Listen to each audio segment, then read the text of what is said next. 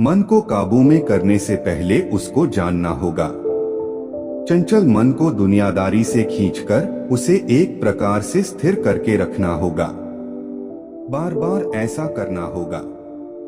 इच्छा शक्ति द्वारा मन को संयत कर उसे साध कर भगवान की महिमा पर विचार करो।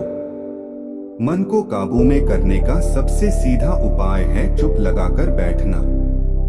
कुछ समय के लिए मन को छोड़ देना, जहां वह जाना चाहे जाए। तुम पूरी दृढ़ता से सोचते रहो, मैं दर्शक हूँ, साक्षी हूँ, बैठे बैठे मन का डूबना उतराना देख रहा हूँ।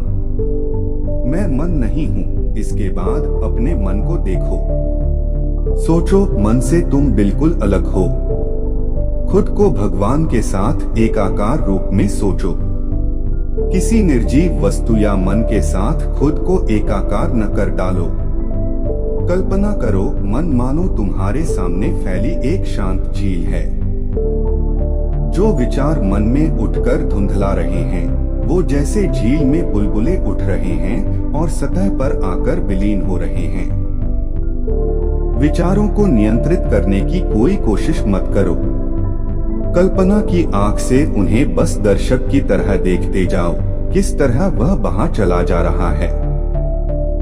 तालाब में ढेला फेंकने पर जैसे पहले खूब जल्दी जल्दी तरंगे उठती हैं, इसके बाद तरंग की परिधि जितनी बड़ी होती जाती है, तरंग उतनी कम आती है। मन को भी इसी तरह छोड़ देने पर उसके विचारों की परिधि जितनी बड़ी होगी, मन में विचार कम उठेंगे। लेकिन हम इस प्रणाली को उलट देना चाहते हैं। पहले हम विचार के बड़े वृत्त से शुरू करके उसे छोटा छोटा करते हुए मन को जब एक बिंदु पर लाएंगे, तब उसे वहीं पर स्थिर करके रखना होगा। इस भाव को जगाओ, मैं मन नहीं हूँ। मैं देख रहा हूँ, मैं सोच रहा हूँ, मैं अपने मन की गतिविधि को निहार रहा हूँ। इस तरह अभ्यास करते करते खुद के साथ मन का जो एकाकार भाव है, वह दिनों दिन कम होगा। आखिर में खुद को मन से पूरी तरह अलग कर पाओगे और ठीक ठीक समझ पाओगे कि मन तुमसे अलग है। यह जब हो जाएगा, तब मन तुम्हारा दास होगा, जिसे तुम अपनी मर्जी से नियंत्रित कर पाओगे।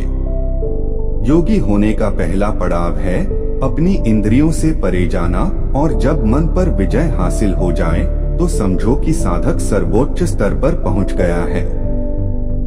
जहां तक संभव हो अकेले रहना। आसन ज्यादा ऊंचा न होना ही ठीक। पहले कुशासन, फिर मृगचर्म, फिर रेशम या पटवस्त्र बिछाना। टेक लेने के लिए कुछ न होना ही अच्छा। कुल मिलाकर आसन दृढ़ होना चाहिए।